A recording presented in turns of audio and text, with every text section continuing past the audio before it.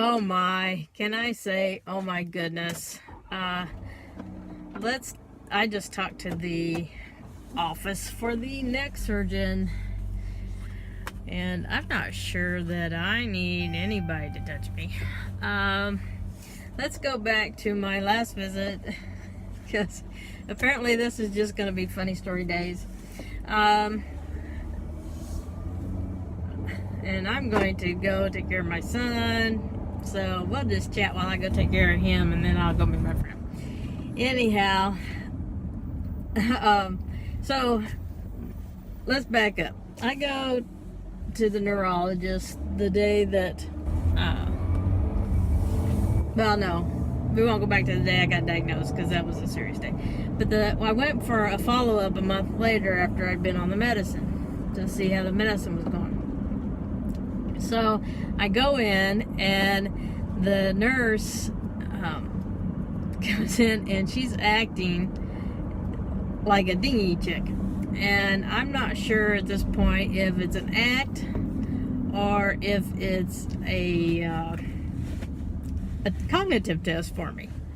And so she comes in and she weighs me, and then she sits down and says to me, "Oh, I forgot what you weighed. What did you weigh?" And I didn't pay any attention. So I was getting up. I started to get up to go get back on the scale, because I didn't know how much I weighed. And she said, "Oh, no, I remember." And then she wrote it down. So then I thought, did she really forget, or was I supposed to remember, or what? So then she says, "Well, I'm in such and such a room, and I don't have a watch. Does your phone have a timer on it?" And then, so I go to pull out my phone, and she's helping me find the timer on my phone. So, I can find the timer on my phone. Anyhow, all I do is say, turn on the timer. But anyway, she helps me find the timer, tells me what it looks like, gets the timer, sets the timer, and then takes my pulse with the timer on my phone. And so I'm thinking, oh, this is all just like cognitive test. She's trying to see what I can do and what I can't do. I'm guessing, because she asked me and then she didn't let me show her where the timer was. I could have found the timer without her. She doesn't know that because she took over. Anyhow, so I'm starting to think, oh, this entire intake is just a big test, right? So then I find out that the doctor's not in, and so the nurse practitioner's taken over. And so the nurse practitioner comes in, and we go through and we talk about the medicine and whatnot and different things. And then she says, well, what pharmacy do you prefer? So I told her what pharmacy, and she pulls it up, and on the computer actually sends the order right there from the computer. It's the most bizarre thing I've seen. Anyway, so she said, "I'm going to refill this for 3 months." I mean, no, she didn't say it. She said, "I'm going to give you 3 refills, and I'll see you back in 6 months." And so I thought, 3 refills is 3 months, and she's not going to see me for 6 months. So I said, will that be enough? Will that be enough refills for 6 months? And she said, "Oh yeah." Okay. And so then, as I'm leaving the office and getting in my car, I get a text from Walgreens, and so I clicked on it, where it takes you to their website, and then you put in your birth date, and it tells you why they can't fill the medicine, or what medicine they're filling, or whatever. Anyway, the text came through and said they couldn't fill the medicine, and then I clicked on it and went over to see why, and it said that it was not time to refill my medication of 90 tablets. And so I'm standing out in the parking lot and I'm thinking 90 tablets. If I take 2 tablets a day, isn't that 60? And so 90 is like 30 more, which would only be 15. So it's like a month and a half. And I'm thinking, I can't do the math to see if 3 refills would take me through 6 months. But I thought, oh my goodness, who has a problem here? Me or the neurologist office? I'm the one with dementia and they're giving me 90 pills for a month when I take 60. I don't even take 60 because we changed the dosage because it was too much for me.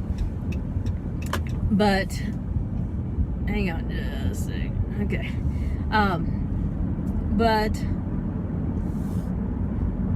it doesn't make any sense. Why would you give somebody 90 tablets for 30 days if it's twice a day that you take the medicine and we don't think right anyway? You're not helping any. So anyway, so then they had ordered MRIs and they ordered one in my head for them and they ordered one in my neck because I have balance issues and some other physical problems. So the purpose of the head MRI was to rule out any brain tumors or brain cancer or anything that might be causing it instead of dementia. So they called me and they said, your head MRI, there was no reason for concern. Everything, it was normal. And so I think since my MRI is normal that they should take the dementia diagnosis off, but they won't. They said that just means they don't know what's causing it. Anyhow, they haven't done a PET scan or any of those things yet, so I don't know if any of that will ever be in my future. Anyway, I'm getting off subject. So, they called me, but they said, but you have a problem with your neck and you need to follow up with your neck surgeon as soon as possible. So I called them back and I said, I no longer have a neck surgeon. Mine,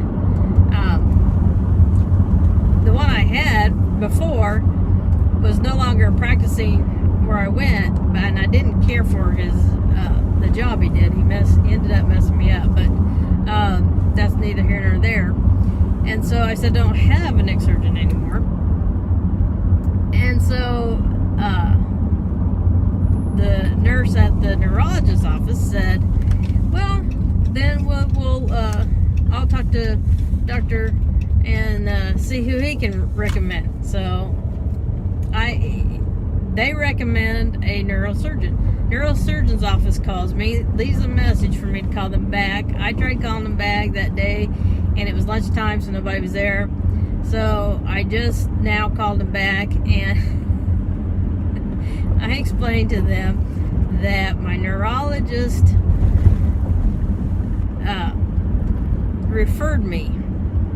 Do you have the paperwork? Well, oh my goodness.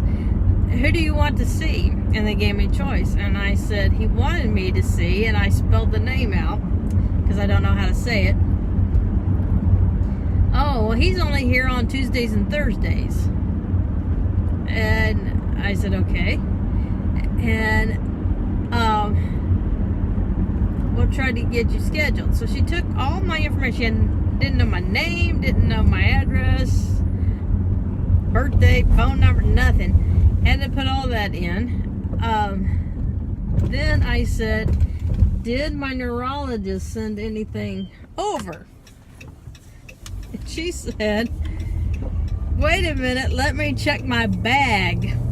And I heard her unzip her bag, and she was going through papers and talking while she was going through the papers, and finally found it. And I just have this vision of this woman sitting at this desk with nothing in the computer and everything in her bag that she carries to and from home.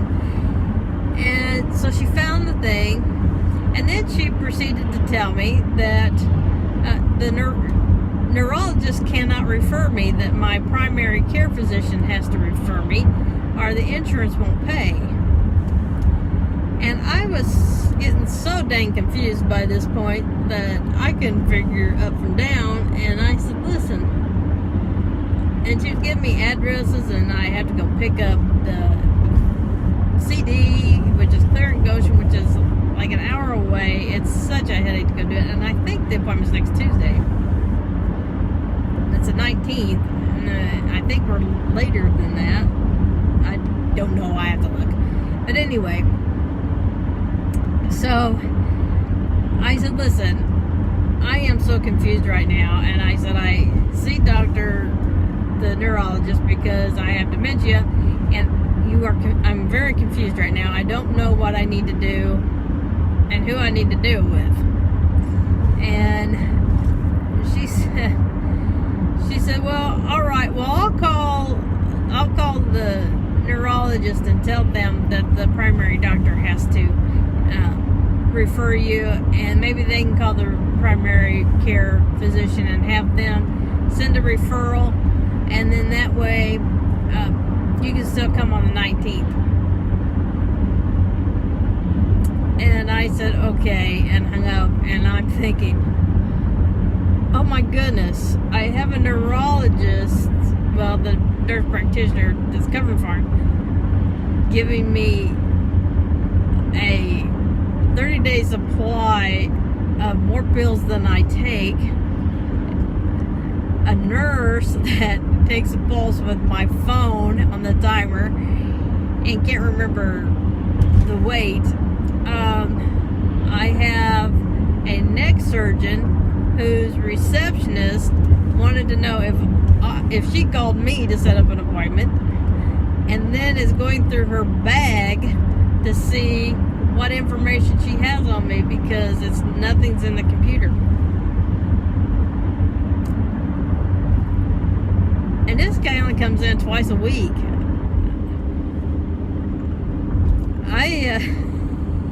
It may just be me and my lack of trust in the medical community, but I don't know. Does that sound like somebody you want cutting on your neck? Really? I mean, she's not gonna be doing the cutting. He might be smart as tack, sharp as tack, but I mean, I don't know. I may get up there. They may ask me how to do it.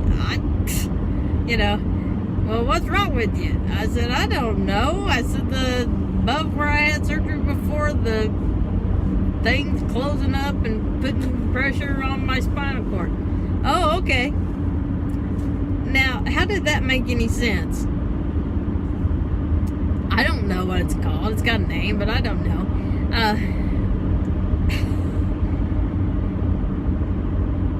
I just feel like doing those facepalm emojis. It's just like, oh, I would like... Is it too much to ask that the medical professionals that I go see be a little bit smarter than I am and a little bit more on the ball? Because it's really making me kind of doubt my diagnosis, and I don't know. Maybe I need to get a second opinion, because my goodness, granted, yes, I have symptoms of dementia because I wear clothes wrong side out and I don't rinse my hair. But my heavens,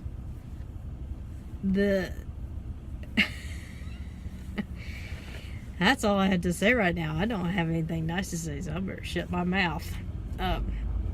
It's like I got a little curl in the middle of my forehead. So when I'm good, I'm very good. When I'm bad, I'm horrid. So I'm gonna let you go. I'm gonna take my son his money and go drop off some prescriptions and go eat lunch with a friend. And then I am taking like 2 hours off from talking to anybody, from dealing with anybody, from any kind of stimulation at all if I can help it, because my brain needs a break after talking to these medical people. So we'll see y'all later.